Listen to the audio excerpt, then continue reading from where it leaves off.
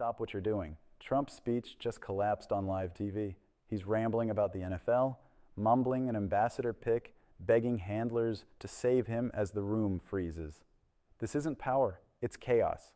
The mask slipped, the weakness exposed. You can feel the meltdown building. Whispers of a walkout, a cover-up in motion. If this is the plan, it's a fall, a total betrayal of competence, of democracy, of truth. And then he jokes, name the country, Herschel. Like the world's a game, while the message craters. Staff rush in, cameras cut. Did the campaign just collapse on stage, or is the real invasion starting now? We're in the NFL too, and he's a great person.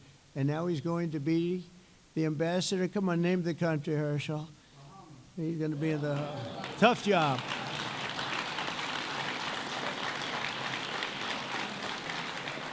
That's a tough job, right? We'd like to have that job a little bit. We're leaving tonight. Tonight, we saw something that should make every American pause. A presidential podium used not to honor achievement or speak to the public interest, but to ramble, to self-congratulate, to sell a fantasy ballroom while the work of the country sits outside the frame. In moments like this, you can feel the difference between leadership and spectacle. You can hear it, and once you hear it, you can't unhear it. Here's what happened. The setting was straightforward. Student athletes at the White House, the kind of feel-good ceremony where a president thanks young champions, uplifts their communities, and showcases what teamwork and grit can do. But almost from word one, the speech swerved. Instead of clarity and purpose, we got flattery, boasting, and a strange detour into construction blueprints and party logistics. That's not a stumble. That's a pattern. So when I was asked to do this, I said, this is my honor. Please sit down. We'll have a little fun, okay? Thank you all very much. Great group of people. This place is crowded. You got a lot of fans. Who do you think is going to make it into the major leagues? Listen to the tone as the event begins. The crowd is good looking. The state is special. The margin of victory is ridiculous. It's a familiar move. Inflate the ego first, then inflate the stakes so that every room becomes a mirror, and every mirror reflects the same figure. That's not about the kids on the stage. It's not about the country. It's about the brand. The through line tonight is simple: self-promotion in place of public service. What a good-looking group of people. Wow, it's great. Two pretty good coaches, right? Absolutely. I'd say so. A lot of good coaches up here. Well, I want to thank you. It's a special place to me, a special state. As you know, we won it by, what, 36 points or some ridiculous numbers like that. And then comes the pivot that tells you everything. The moment when the ostensible subject, baseball, gives way to the real one. Trump's projects, Trump's grandeur. Not policy, not responsibility. A ballroom, capacity numbers, drapes, glass, cocktails. This is an official appearance morphing into a tour guide's patter for a luxury venue that doesn't yet exist. That is the collapse in plain sight. Louisiana spirit to a place called the White House. Has anyone heard of it, huh?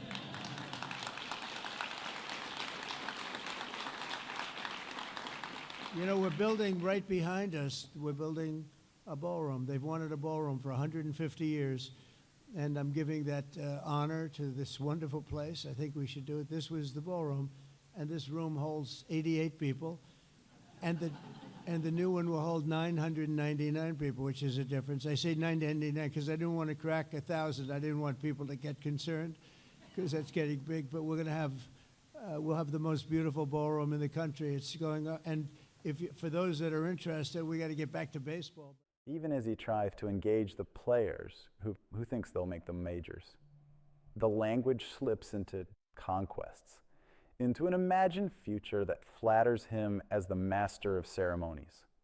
The event is supposed to be about them. The camera instead is dragged back to him. You got a lot of fans. Who do you think is going to make it into the major leagues?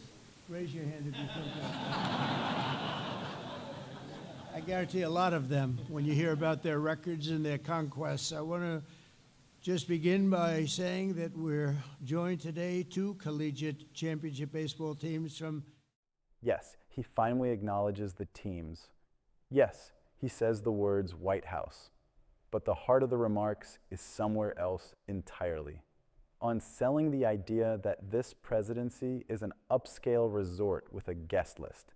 The priorities are written in the promises: a knockout panel, a glass wall, room for 999 people because 1,000 would spook someone. Think about how strange that is. In a world of real constraints, budgets, safety, needs, what matters here is an aesthetic line, an arbitrary number that just sounds good to say. That is not governance, it's marketing. The great state of Louisiana, two teams that were absolutely the top. Both of these teams brought incredible pride and grit and glory to their schools, for the state, and today they're bringing that same. When a leader's instincts in an official setting are to hype floor plans and cocktail hour, it tells you what they believe power is for.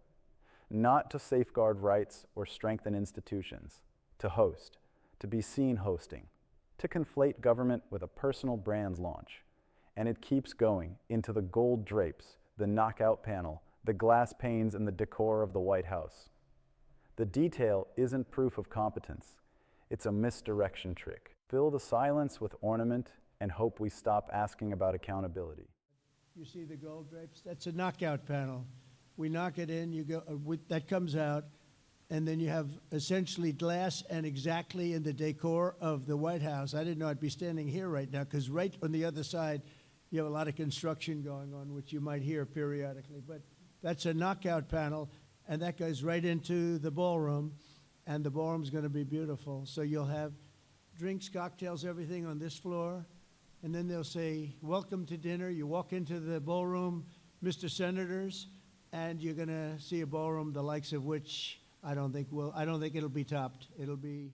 Notice the casual promise of drinks, cocktails, everything on this floor, followed by the big reveal, "Welcome to dinner," as if statecraft were a lounge act. This isn't harmless. It's a message about what counts: surfaces, exclusivity, the guest list, the feeling that you're lucky to be invited. Democracy is not a velvet rope. And when you run a government like a private venue, there will always be more people on the wrong side of that rope than on the right. Drinks, cocktails, everything on this floor, and then they'll say, "Welcome to dinner." You walk into the ballroom, Mr. Senators, and you're going to see a ballroom the likes of which I don't think it'll be topped. It'll be the finest. So it's going to be a lot of fun. It just started. And it just started today, so that's good luck. We want the same luck that they had and the same talent. He even repeats that the build just started today. Again, the point isn't the truth of the claim. It's the performance of decisiveness, the insinuation that because he says it, it is. But reality doesn't bend to salesmanship, and the country's needs won't be met by bragging about a ballroom. That's a knockout panel, and that goes right into the ballroom, and the ballroom's going to be beautiful. So you'll have drinks, cocktails, everything on this floor. Let's come back to the players, because they deserve better than this. They earned a moment focused on them, on practice at dawn, on bus rides, on small-town pride. Instead, the headline becomes the president's wandering monologue and a list of capacity figures. When public ceremonies become props for one man's image, the public gets smaller. That's the authoritarian tell. Shrink the we, enlarge the I. We want the same luck that they had and the same talent. But I'm thrilled to welcome the 2025 NCAA College World Series champions. That's pretty good. The Louisiana State University Tigers. So where are you guys? Eventually, he lands on the champions themselves, the LSU Tigers. The LSU Shreveport Pilots, belated acknowledgments tucked between digressions. You can hear the cadence shift. That's pretty good. Where are you guys? It's almost there, almost a proper salute, before it's pulled off course again. 2025 NAIA Baseball National Champions, the LSU Shreveport Pilots. And then the mask slips a bit further. We should bring them into government, he says of the coaches. It's a joke, maybe, but it reveals an old habit. Treat public office like a recruitment pipeline for loyalty, not expertise. Reward those who flatter. Install those who fit the show. That is how you hollow out institutions. Swap competence for fandom and call it strength. Coach of the Year, not bad.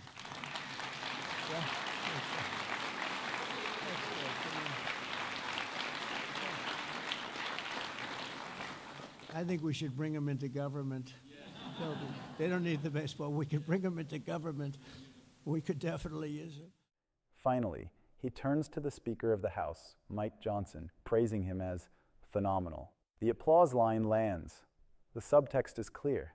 Consolidate the tribe, affirm allegiance, keep the team on script. But what is that script doing for the country? What laws are being written? What budgets are being passed? What relief is reaching ordinary families? A live mic can sound impressive while saying nothing that helps you. That's the point.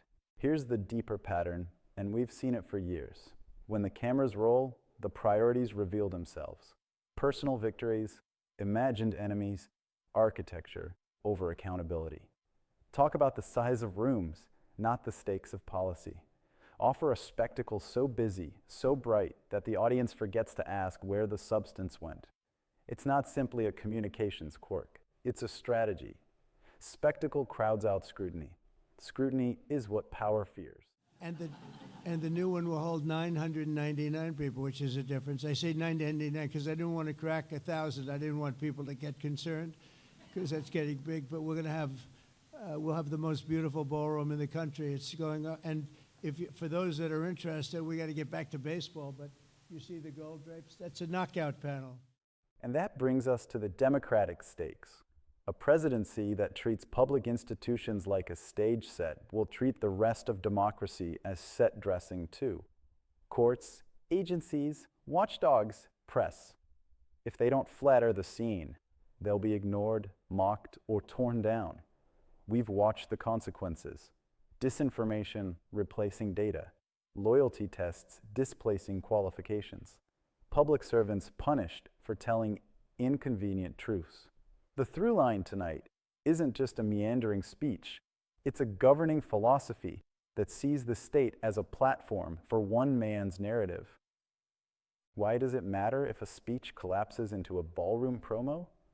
Because it tells us what happens when the spotlight isn't on. The instincts don't change behind closed doors. Decisions follow priorities, and priorities built on image will sacrifice the unglamorous work that keeps a republic functioning.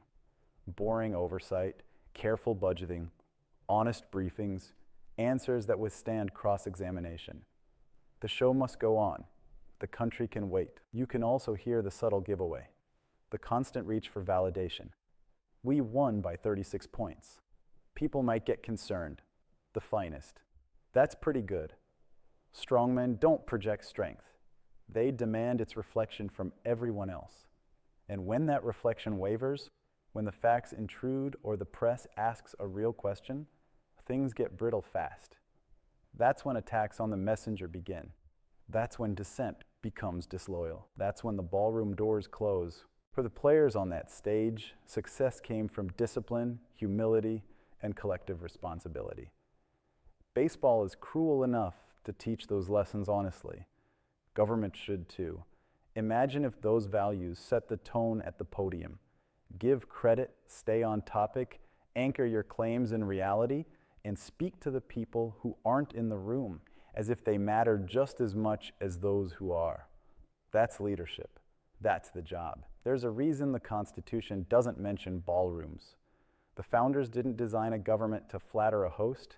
They built one to restrain power, disperse it, and answer it to the public.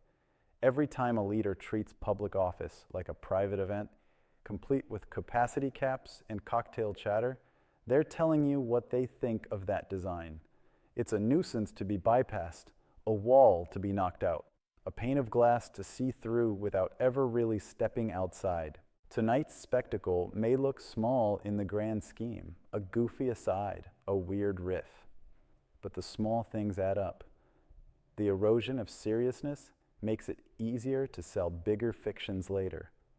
The confusion is the point.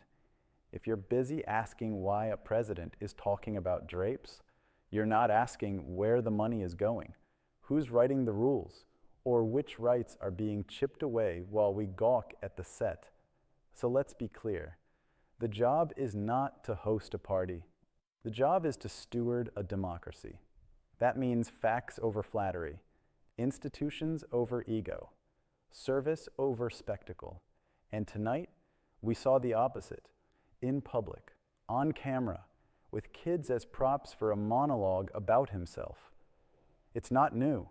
It is dangerous, because every time we normalize it, we lower the bar for what we accept from the most powerful office in the land. The athletes will keep working. Their communities will keep showing up for them. The question is whether we as a country will demand the same of our leaders: focus, honesty, purpose. The podium is a promise to the public, not a mirror. And the White House isn't a ballroom.